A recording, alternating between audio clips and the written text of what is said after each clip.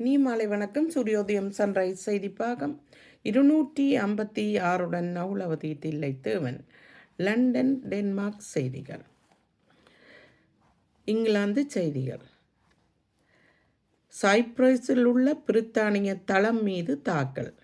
Iran ஏவுகணைகள் தாக்குதலை சைப்ரஸில் இராணுவ தளங்கள் மீது தாக்குதல் நடத்துவதாக பிரித்தானிய அமைச்சர் அதிகாரபூர்வமாக தெரிவித்துள்ளார். ஆனால் உயிர் சேதங்கள் எதுவும் ஏற்படவில்லை என்றும் தெரிவித்திருக்கிறார். பிரித்தானியாவை ஈரான் தாக்கலாம் என அஞ்சப்படுகிறது.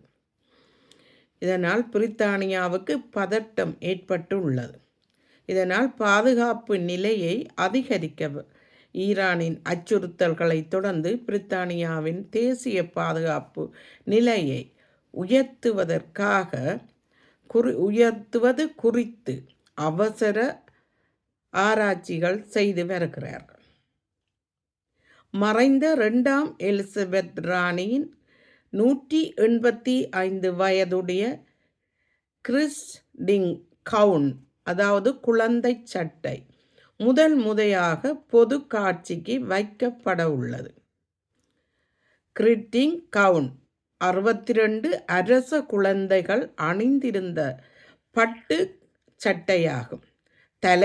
தலைமுறையாக இயற்கை நீரில் கழுவ வேண்டும் என்ற அறிவுறுத்தலுடன் அணிந்ததாக குடும்ப உறுப்பினர்களின் பட்டியலிடப்பட்ட ஒரு குறிப்புடன் 2ஆம் எலிசபெத் அவர்கள் கைப்பட எழுதி வைத்துள்ளார். லண்டனின் அண்டர்கிரவுண்ட், ஓவர்கிரவுண்ட், DLR மற்றும் எலிசபெத் பாதையில் கட்டணம் ஞாயிறு நேற்றைய தினம் 1 மார்ச் முதல் 5.8 வீதத்தினால் அதிகரித்திருக்கிறது. போக்குவரத்து பணம். இந்த உயர்த்தப்பட்ட வருவாய் லண்டனின் சேவைகளை மேம்படுத்துவதற்கு மீண்டும் முதலீடு செய்யப்படும் என சர் சாதிக் கான் அவர்கள் உறுதி அளித்துள்ளார்.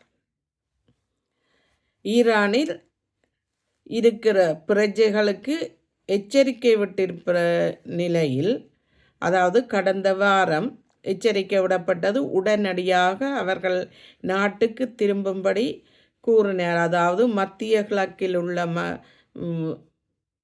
பயணிகளை வருமாறு. அப்படி இருந்தும் பலர் அங்கு சிக்கி தவிப்பதாக செய்திகள் தெரிவிக்கின்றன.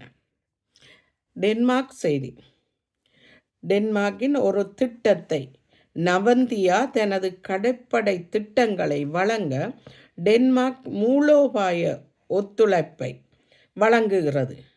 நவந்தியாவின் திட்டம் டெனிஸ் தொழில் துறையுடன் ஒத்துழைப்பு, கப்பல்களின் வாழ்க்கை சுழற்சி முழுவதும் ஆதரவு மற்றும் இஸ்பானிய கடற்கரையின் ஆதரவுடன் பயிற்சி ஆகியவற்றுக்கு உறுதி செய்திருக்கிறது டென்மார்க். டென்மார்க்கின் மேட்டா பெரஸ்டன் அவர்கள் பிரதமர் கிரீன்லாந்து எழுச்சியின் மத்தியிலுமே அவர் டென்மார்க்குக்கு இப்போது தேர்தலை அறிவித்திருக்கிறார்.